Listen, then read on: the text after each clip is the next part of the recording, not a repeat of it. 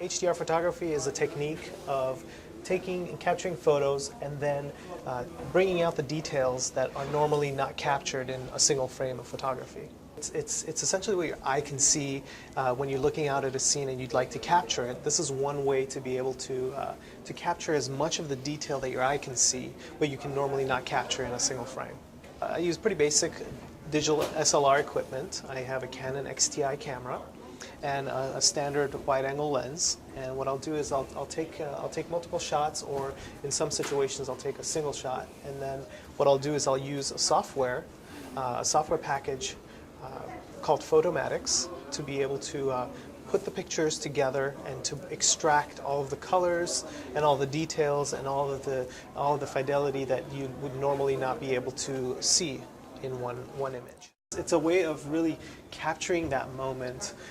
This is a shot of a sunrise in Cabo San Lucas, and it was a way for me to be able to capture all of the light that fell into the hallway, as well as the sunrise itself falling on the ocean. So the ideal way of capturing an HDR image is to take multiple shots, bracket your shots, taking a very underexposed image, a regularly exposed image, and then an overexposed image. Taking these three shots, and typical SLR cameras allow you to do that in rapid succession. So you're able to capture those three shots, and then you're able to fuse all the details from those shots, all the shadow details, all the brightness details, and all the colors through the software, and it brings it out. And ideally, you want to use the lowest ISO possible, because this technique does introduce noise into the image, because it's really extracting a lot of the detail that you typically wouldn't be able to see.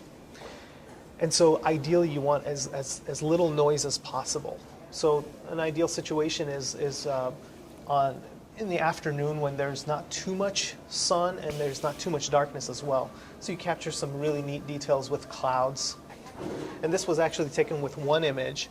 One thing to keep in mind for HDR, to get the ideal situation, you want to have shot all of your images in RAW format and not in a JPEG or a compressed format, because the RAW image straight out of the sensor has much more detail than you can actually see in the image that could be extracted through this program.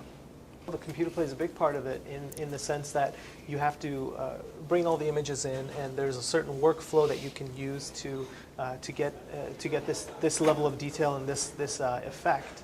And what the processor will do is actually do the tone compression, which is the technique that's used to get this effect. So the faster PC you have, you will be able to try more things. You'll be able to do more of these types of images. So it's definitely a workflow that's very much benefited by a faster processor. Having that power, that horsepower, will allow you to be able to do more of these in less time. Mm-hmm. This was taken right after noon in Rome, where the sun was out. It was a very bright day, and if I had taken this image with a regular camera or without the HDR tone compression, what you would have seen is a lot of darkness on the actual Colosseum, and then the sky being washed out. So this was a way to capture that moment and to really bring out all the beautiful detail in the architecture. If you do too much of the effect, it could look too much like a painting and too surreal, whereas I try to balance it out to really capture the way that it felt when I was taking the photo. And this is an image of Positano looking out over the dome of the church that's in Positano.